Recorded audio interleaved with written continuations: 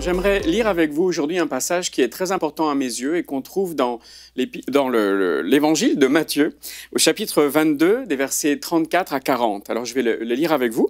Les pharisiens apprirent qu'il avait réduit au silence, c'est Jésus, les Sadducéens. Ils se rassemblèrent et l'un d'eux, professeur de la loi, lui posa cette question pour le mettre à l'épreuve.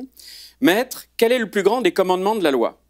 Jésus lui répondit, « Tu aimeras le Seigneur ton Dieu de tout ton cœur, de toute ton âme et de toute ta pensée. C'est le premier commandement et le plus grand. Et voici le deuxième qui lui est semblable. Tu aimeras ton prochain comme toi-même. De ces deux commandements dépendent toute la loi et les prophètes. » Moi, je trouve ça absolument génial qu'on ait deux commandements qui résument toute la Bible parce que j'aime bien les choses mnémotechniques et je me dis si ces deux-là, je les comprends, je les connais, alors j'ai compris toute l'Écriture et ça va m'aider. Et en fait, ce sont des versets que certains peut-être ont appris par cœur. Et souvent, on les lit, mais on les lit d'une manière, et on les comprend d'une manière tronquée. Alors, qu'est-ce que je veux dire par là? Le premier commandement, c'est « Tu aimeras ton Dieu avec toute ton énergie, tout qui tu es, ta force, ta pensée, ton esprit, etc. » Et on voit à peu près ce que ça veut dire, et on essaie de le faire le mieux possible, pas toujours parfaitement, mais on essaye à peu près. Et le deuxième, c'est « Tu aimeras ton prochain ». Et là, on sait encore mieux peut-être, on va aider notre prochain, on va apporter du secours à ceux qui en ont besoin, apporter de l'aide à ceux qui sont dans la détresse. Et en fait, voilà, on a compris à peu près. Et bien en fait, quand on vit ces deux versets, on s'arrête là.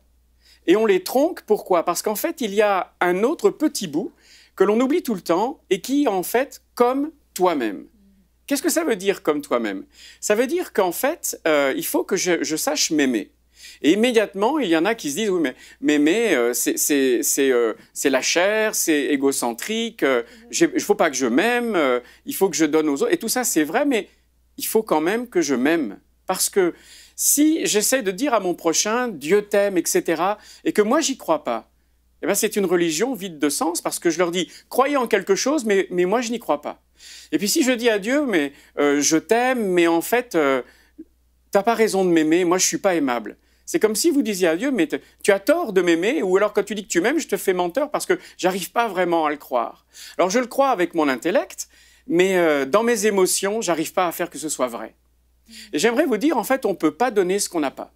Vous pouvez pas donner aux autres de l'amour et dire Dieu vous aime. Si vous-même, vous pouvez pas dire, mais moi je l'ai expérimenté, je sais que c'est vrai. Et évidemment, il faut accepter l'amour de Jésus. Jésus est fou d'amour pour vous. Et j'aimerais dire, le barème, c'est est-ce que vous vous aimez comme Jésus vous aime? Et ça, c'est vraiment la question. Certains se disent, mais moi, j'y arrive pas. Et souvent, le problème vient du fait que vous avez accepté toutes sortes de mensonges que l'adversaire répète peut-être 100 fois par jour. Et c'est pas parce qu'il les répète 100 fois par jour que ça devient une vérité. Et j'aimerais vous dire, faites l'exercice suivant, c'est de combattre les mensonges de l'adversaire par les vérités de l'Écriture. Dieu t'a tellement aimé, oui toi, qu'il a donné son Fils unique afin que tu crois en lui et que tu aies la vie éternelle. Et j'aimerais vous dire, faites une liste des mensonges dans lesquels vous avez cru et essayez d'écrire en face toutes les vérités qui viennent de l'Écriture et vous allez voir que vous allez être capable de recevoir cet amour. Jésus est fou d'amour pour toi et il veut que tu sois fou d'amour de la même manière pour qui tu es, la personne qu'il a créée, afin que tu puisses transmettre cette belle personne aux autres. Bon courage et Dieu vous aime vraiment. Retrouvez la suite de ce programme dans l'émission Bonjour chez vous sur ENCI TV.